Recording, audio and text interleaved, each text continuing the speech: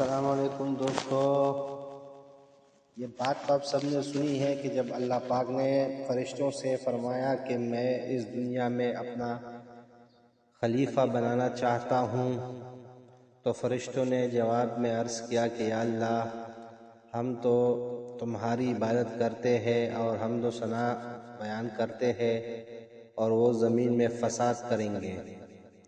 تو سوال یہ ہے کہ فرشتوں کو کیسے پتہ چلا کہ زمین میں یہ لوگ جا کر فساد کریں گے اور آج کل کر بھی رہے ہیں؟ یعنی فرشتوں کی بات تو ٹھیک تھی، لیکن فرشتوں کو اس بات کا علم کیسے ہوا؟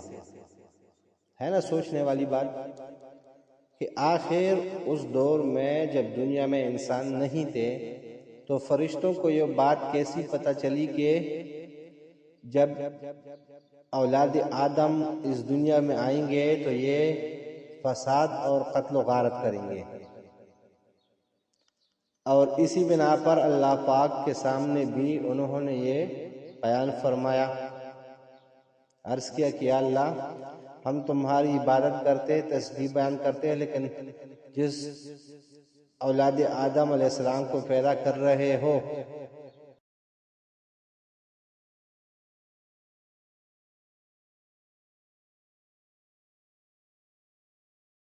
اس کے بارے میں قتادہ رحمۃ اللہ علیہ فرماتے ہیں کہ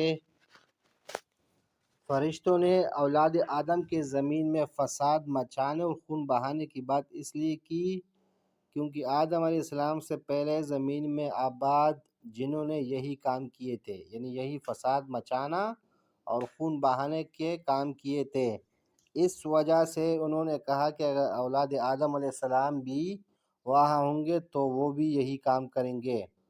حضرت عمر رضی اللہ عنہ نے فرمایا ہے کہ آدم علیہ السلام کی تخلیق سے 2000 سال پہلے زمین میں جن آباد تھے، یعنی انسان کے اس دنیا میں آنے سے پہلے اس دنیا پر 2000 سال پہلے سے جن آباد تھے اور انہوں نے اس زمین میں خوب خونریزی کی تھی۔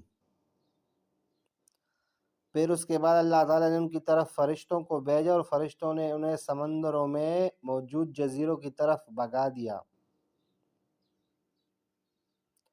یہی قول حضرت ابن عباس رضی اللہ عنہ سے بھی مروی ہے۔ امام حسن رحمۃ اللہ علیہ سے مروی ہے، یعنی فرماتے ہیں کہ فرشتوں کو اس کا الہام ہوا تھا۔ ایک قول یہ ہے کہ انہوں نے لوح محفوظ سے اطلاع پائی تھی، کہ ایک قول یہ بھی ہے کہ ہاروت اور ماروت نے ایک فرشتے سے یہ بات جان کر انہیں اطلاع دی تھی۔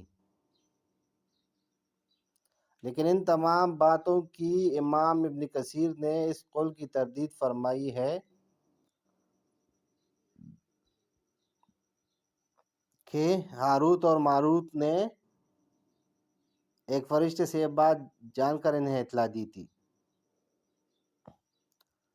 اس کے علاوہ ایک قول یہ ہے کہ فرشتوں نے اس لیے یہ کہا کیونکہ اغلباً زمین سے پیدا کردہ چیزیں اسی طرح کی ہوتی ہے۔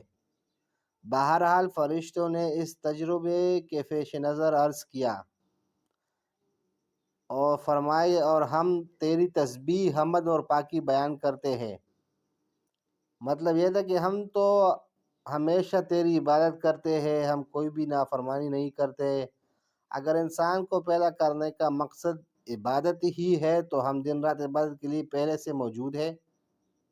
لیکن اللہ پاک نے فرمایا، میں وہ کچھ جانتا ہوں جو تم نہیں جانتے۔ مراد یہ تھا کہ انہیں پیدا کرنے کی حکمت جو مجھے معلوم ہے وہ تمہیں معلوم نہیں، اور وہ یہ ہے کہ ان میں نبی، رسول، صدیق، شہداء اور صلحاء پیدا ہوں گے۔